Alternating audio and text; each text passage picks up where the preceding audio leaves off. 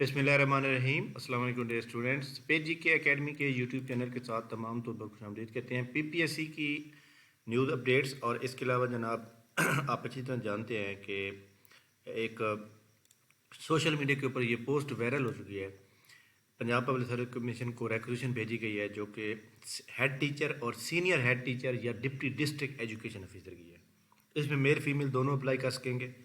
तो काफ़ी सारे स्टूडेंट इस वक्त फेसबुक के ऊपर, अपना व्हाट्सएप के ऊपर या यूट्यूब चैनल के ऊपर कर रहे हैं कमेंट्स।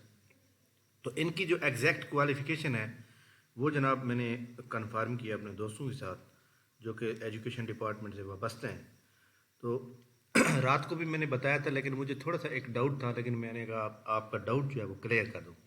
इस वीडियो को लाइक कर लें, चैनल के ऊपर नहीं हो तो चैनल को सब्सक्राइब कर लें। जनाब हेड टीचर और सीनियर हेड टीचर दोनों के लिए बीएड ज़रूरी है, मास्टर डिग्री प्लस बीएड ज़रूरी है। ताम सीनियर हेड टीचर के लिए एमफिल भी रिक्वायर्ड किया जा सकता है। ताम किसी भी बंदे को अगर 7 ईयर का एक्सपीरियंस है या 5 ईयर का एक्सपीरियंस होगा टीचिंग के शुबे में तो वो भी एलिजिबल हो जाएगा। लेकिन हेड टीचर के लिए आपके पास मास्टर डिग्री प्लस बीएड होना ज़रूरी है। अगर आपने एमए एजुकेशन किया हुआ है तो भी आपको बीएड की ज़रूरत नहीं पड़ेगी। अगर आपका BEd MEd in the field of special education है तो देन आप एलिजिबल नहीं होंगे। ठीक है। जबकि सीनियर हेड टीचर या डिप्टी डिस्ट्रिक्ट एजुकेशन ऑफिसर के लिए एमफिल होगा, और जिसके पास एमफिल नहीं होगा उसको 5 साल का टीचिंग के शुबे में एक्सपीरियंस चाहिए होगा। तो लिहाजा ये एक क्वालिफिकेशन थी जो मैंने आपको क्लियर कर दी है।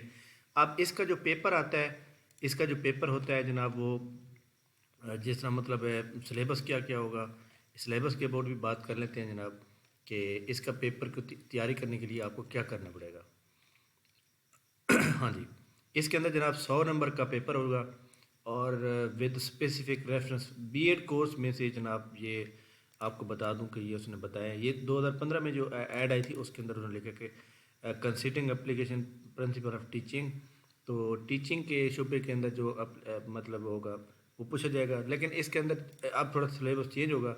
अब जो सिलेबस होगा ना इसके अंदर होगा जनाब 20 नंबर का जनरल नॉलेज आएगा और 80 नंबर का बीएड से आएगा, बीएड और एमएड या एमए एजुकेशन से आएगा। ठीक है।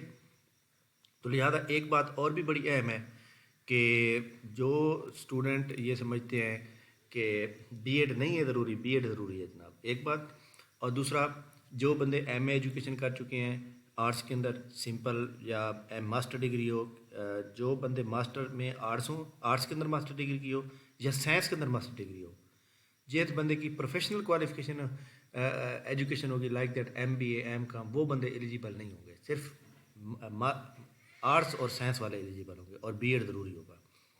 ठीक हो गया। तो इसका सिलेबस यही है कि 20% जनरल नॉलेज आएगा और 80 नंबर का जनाब पेडागोजी से आएगा। तो लिहाजा जनाब आप तमाम लोग अच्छी तरह तैयारी स्टार्ट करें।